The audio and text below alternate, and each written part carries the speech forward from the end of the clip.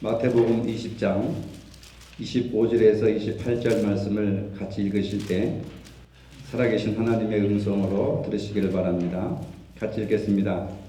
예수께서 제자들을 불러다가 이르시되 이방인의 집권자들이 그들을 임의로 주관하고 그 고관들이 그들에게 권세를 부리는 줄을 너희가 알거니와 너희 중에는 그렇지 않아야 하라니 너희 중에 누구든지 크고자 하는 자는 너희를 섬기는 자가 되고 너희 중에 누구든지 으뜸이 되고자 하는 자는 너희의 종이 되어야 하리라. 인자가 온 것은 섬김을 받으려 함이 아니라 도리어 섬기려 하고 자기 목숨을 많은 사람의 대속물로 주려 함이니라. 아멘. 우리 교회는 아름다운 분들이 많이 있습니다. 살아가는 삶의 내용이나 믿음의 내용으로 볼 때에도 본받고 싶은 아름다운 분들이 있습니다. 그런데 아름다운 성도를 말할 때 외모보다는 그분들의 믿음의 형태를 보는 것입니다. 아름다운 성도는 외모보다 믿음에 있다고 하는 것입니다.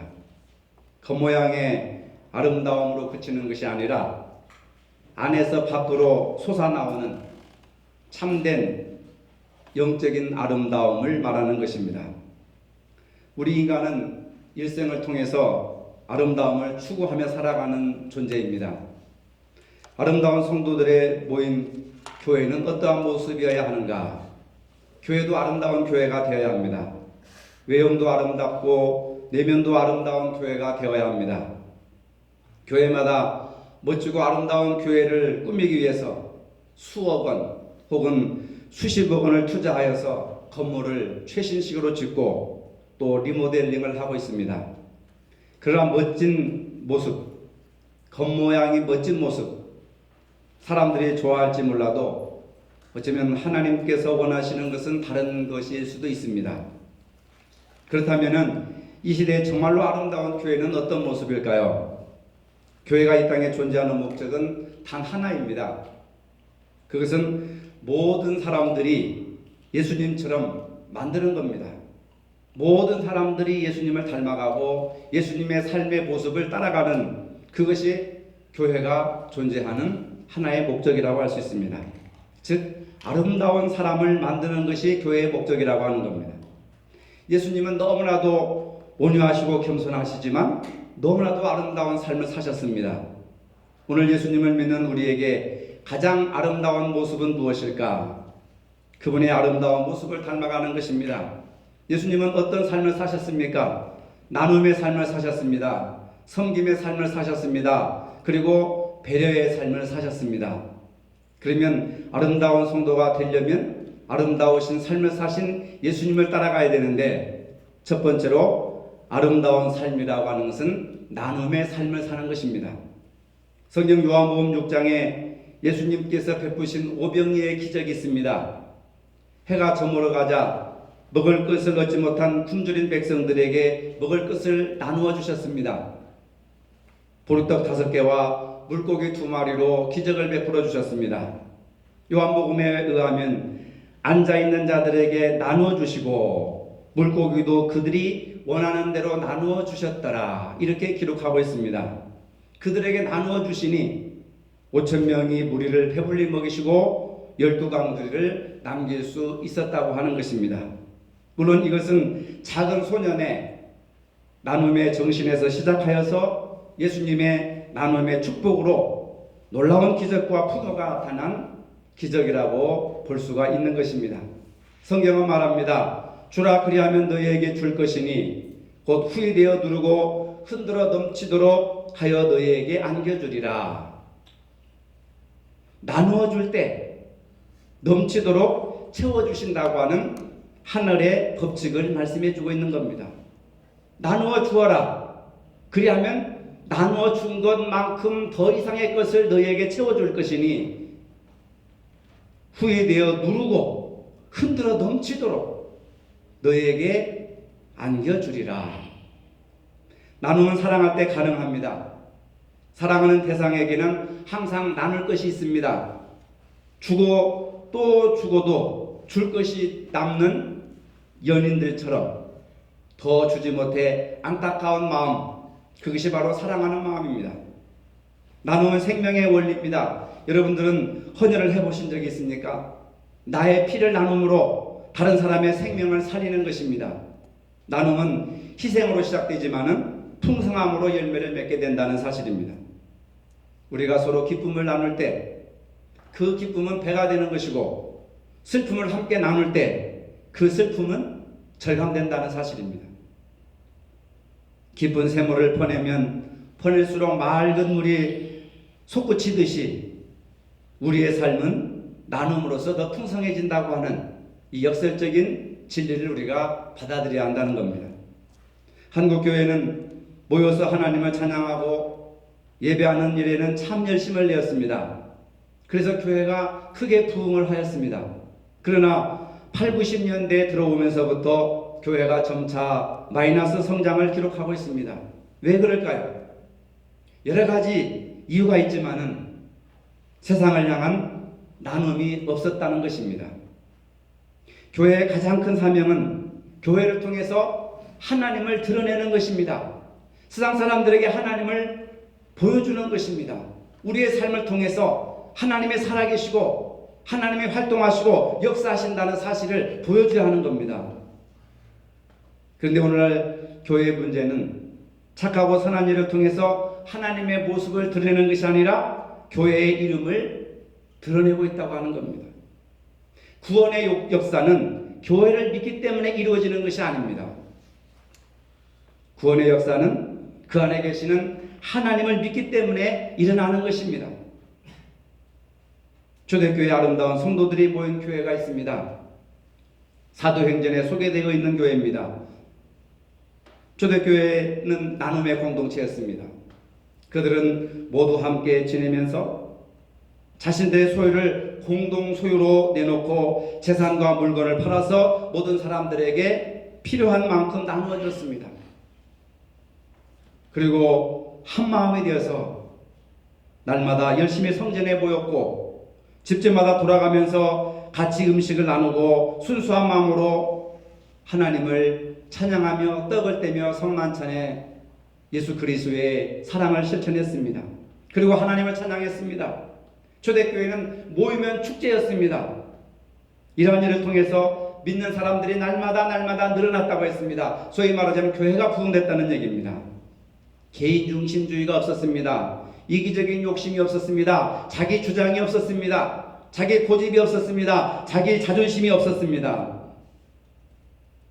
오늘 우리도 하나님의 은혜를 성도들이 함께 나누어야 합니다. 성도들의 기쁨과 슬픔을 함께 나눠야 합니다. 이처럼 나눔이 풍성한 교회일수록 더욱더 교회 생활이 은혜롭게 되는 것이고 치유와 회복을 경험할 수가 있는 것이고 숫자가 날마다 늘어나게 된다는 사실입니다. 나눔이라고 하는 것은 참 역설적인 것입니다. 남에게 많이 나눠줄수록 자신에게도 더 많이 채워진다고 하는 사실입니다. 나누면 줄지 않고 더 많아지는 겁니다.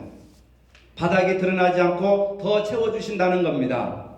그것이 나눔의 역설이며 나눔의 신비라고 하는 겁니다. 둘째로 아름다운 삶이라고 하는 것은 섬김의 삶입니다. 성경에서 섬기라는 단어를 찾아보면 신구약을 통해서 약 300회 이상 섬김이라고 하는 단어를 사용하고 있습니다. 예수님께서도 섬김이라는 단어를 사용하셨습니다. 마태복음 4장 10절에 보면 이에 예수께서 말씀하시되 사탄아 물러가라 기록되었으되 주 너희 하나님께 경배하고 다만 그를 섬기라 하였느니라. 하나님만 섬겨라. 이 섬기다라고 하는 단어는 하나님께 사용하고 있습니다.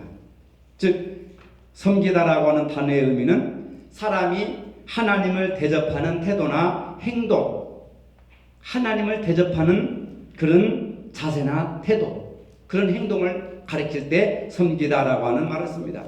또 마태복음 6장 24절에 보니까 한 사람이 두 주인을 섬기지 못할지니, 여기서 섬기다고 하는 뜻은 종이나 노예가 주인을 대접하는 태도나 행동을 가리키는 것입니다.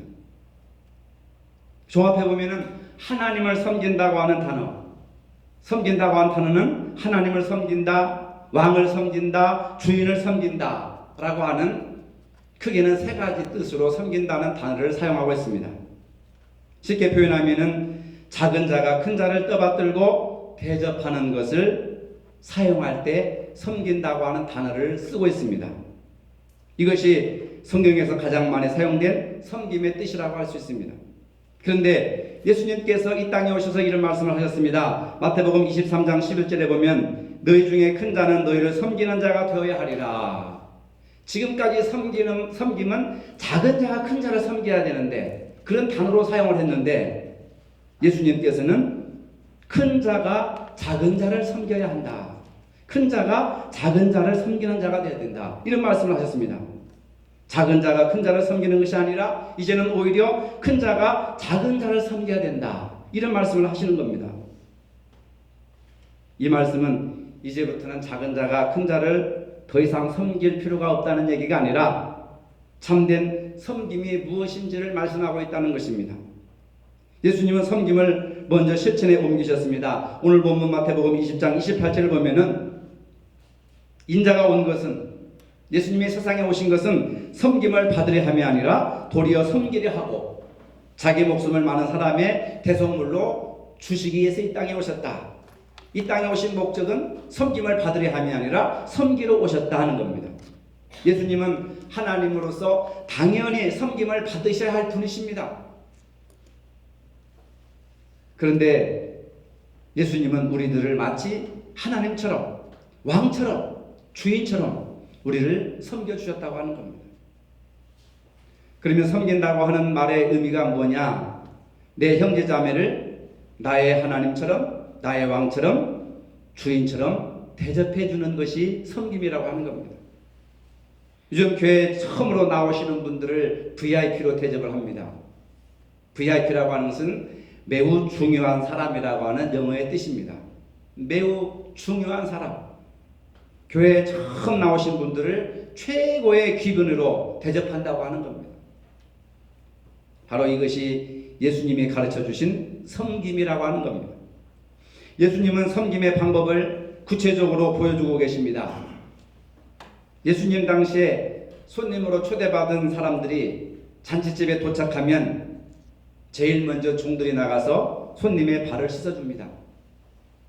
당시에는 샌들을 신고 다녔기 때문에 오래 걷다 보면은 발에 먼지가 묻어서 더러워질 수밖에 없었습니다. 초대받은 손님의 집에 도착하면 종들이 우르르 달려나가서 발을 씻어주었습니다. 그런데 모든 종들이 손님의 발을 씻어주는 것이 아니라 종들 중에서도 제일 신분이 낮은 그리고 천한 종, 그 종이 그 일을 한 겁니다. 그런데 그 천한 일을 스승이신 예수님께서 갑자기 겉옷을 벗으시고 허리에 수건을 두르신 후에 무릎을 꿇고 제자들의 더러운 발을 씻어주기 시작하셨습니다. 그러면서 제자들에게 너희도 서로 발을 씻어주라고 명령을 하셨습니다. 여기서 우리는 섬김이 무엇인지를 알 수가 있습니다. 예수님은 하나님이시고 왕이시고 주인이시고 세상에서 가장 귀하신 VIP이십니다. 그런데 그분이 종의 위치로 낮아지셔서 그것도 종 중에서도 가장 하찮은 가장 천한 종의 신분으로서 우리를 마치 하나님처럼 왕처럼 주인처럼 VIP 대접을 해주고 계신다고 하는 사실입니다. 이것이 바로 섬김의 극치라고 하는 겁니다. 예수님의 섬김의 방법은 상대방의 발을 씻어주는 것입니다. 발을 씻는다고 하는 것은 그 사람의 더러운 부분을 씻어주는 것입니다. 그 사람의 단점일 수도 있고 그 사람의 허물일 수도 있고 그 사람의 약점일 수도 있습니다. 상대방의 죄와 허물을 들추어내는 것이 아니라 덮어주고 허물을 써주시고 용서하는 의미가 있는 겁니다.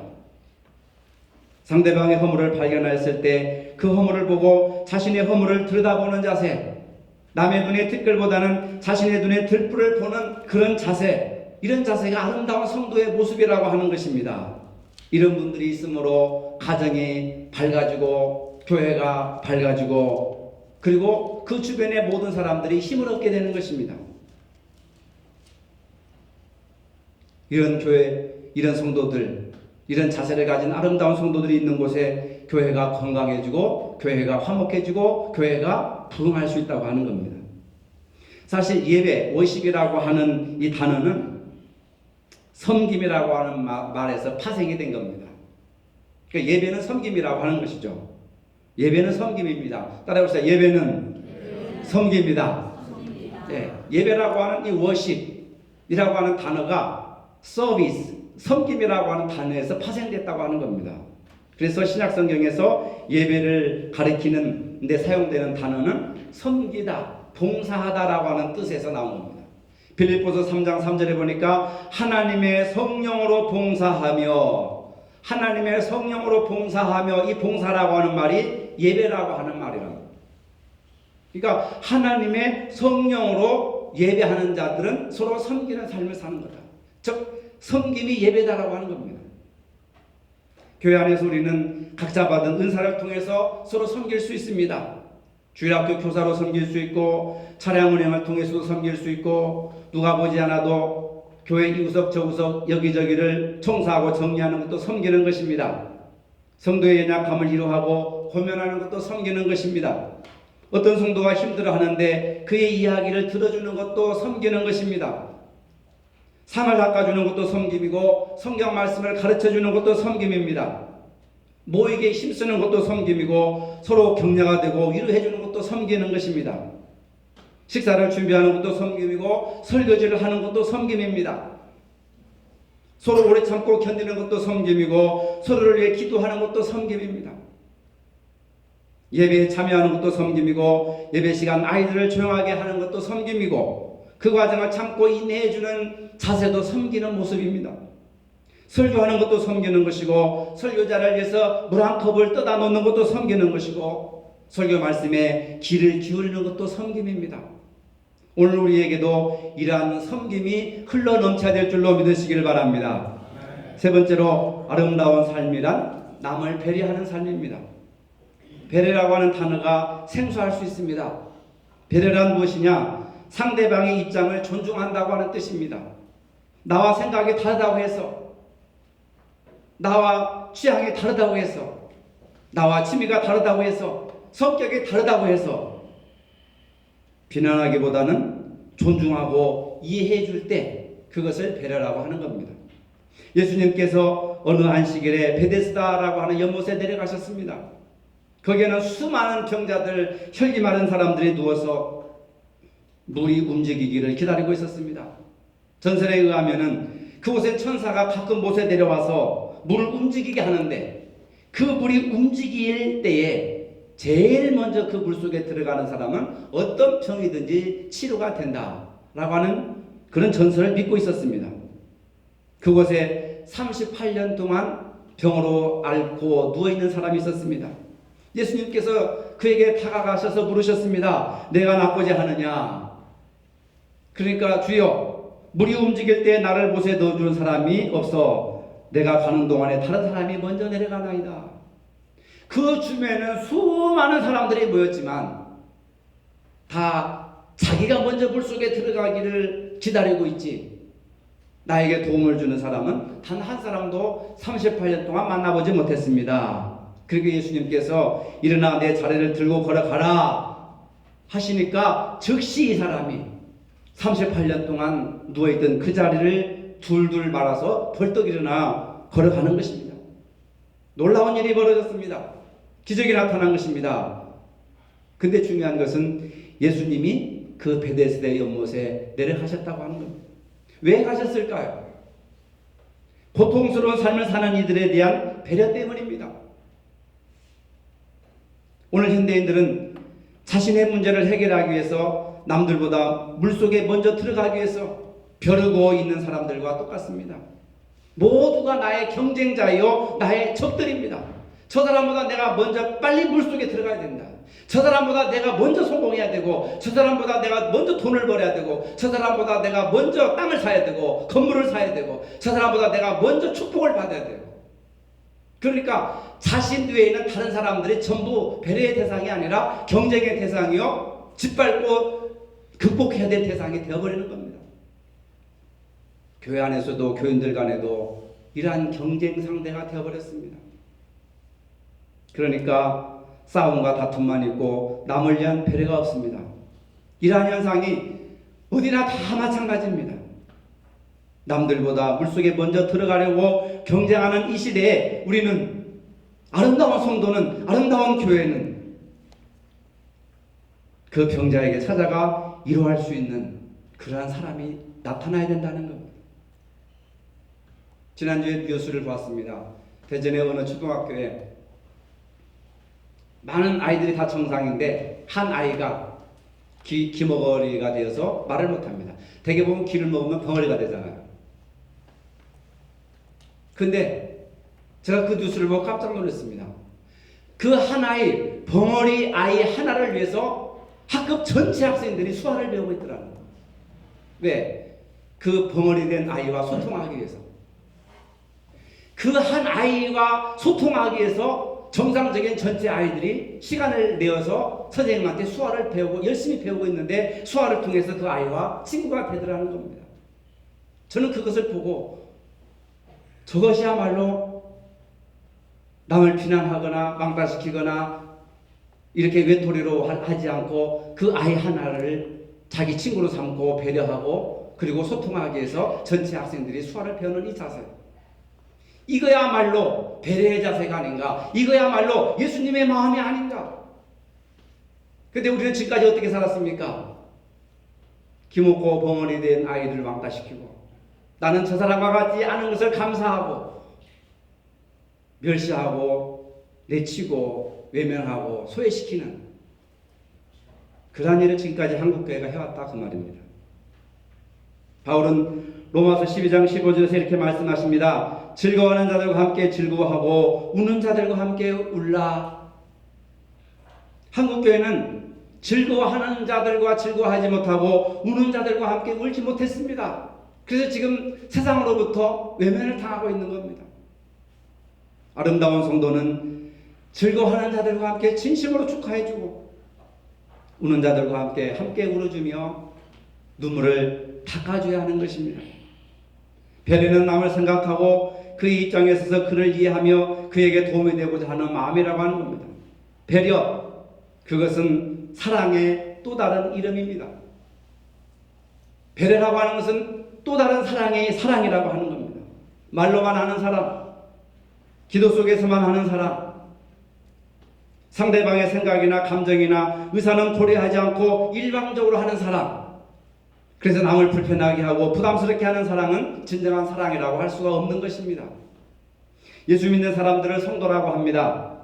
거룩한 무리라고 하는 뜻입니다. 거룩이란 잘라서 떼어놓다라고 하는, 구별하다라고 하는 뜻입니다. 그래서 거룩은 일반적인 것들로부터 구별되는 것입니다. 성도는 세상 사람들로부터 구별된 사람들입니다. 그래서 성도라고 부르는 것입니다. 성도는 생각이나 삶의 방식이 세상 사람들과 달라야 되는 것입니다. 우리는 세상에 속해 살지만은 세속적인 가치관이 우리를 정복해서는 안 되는 것입니다. 사람은 돈으로 산다고 하지만 아름다운 성도는 하나님의 말씀으로 산다고 고백할 수 있는 사람이 되어야 하는 겁니다. 세상은 원수는 복수를 해서 갚아야 된다고 하지만 거룩한 성도는 원수를 내 몸처럼 사랑하고 화해하고 화목하고 용서하는 삶을 살 수 있어야 하는 것입니다. 성도는 등경의 빛과 같이 세상에 존재해야 됩니다. 세상을 변화시키는 이치에 있어야 됩니다. 무엇으로 세상을 변화시킬 수 있습니까? 예수님을 닮은 삶을 통하여 세상을 변화시킬 수 있습니다.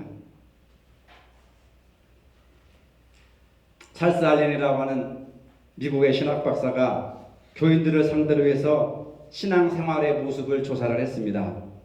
이 조사에 의하면은 자신이 교인이라고 생각하는 사람들 중에 20%에 해당하는 사람들은 교회 출석하지 않습니다. 35%의 신자들은 성경을 읽지 않습니다. 40%에 해당되는 사람은 헌금을 하지 않습니다. 75%에 해당되는 신자들은 교회에서 아무 일도 하지 않습니다. 85%의 신자들은 한 번도 전도해본 경험이 없다고 이야기했습니다. 그런데 더 놀라운 것은 그런 사람들도 자신이 죽으면 천국에 갈 것이라고 믿고 있었다는 것입니다. 이 통계에 의하면 무엇을 얘기해 주고 있는가? 아름다운 성도의 자세라고 하는 것은 찾아볼 수가 없다고 하는 겁니다. 아름다운 성도는 아름다운 예수님의 삶을 본받아 사는 것입니다. 예수님은 나눔의 삶을 사셨습니다. 섬김의 삶을 사셨습니다. 그리고 남을 배려하는 삶을 사셨습니다.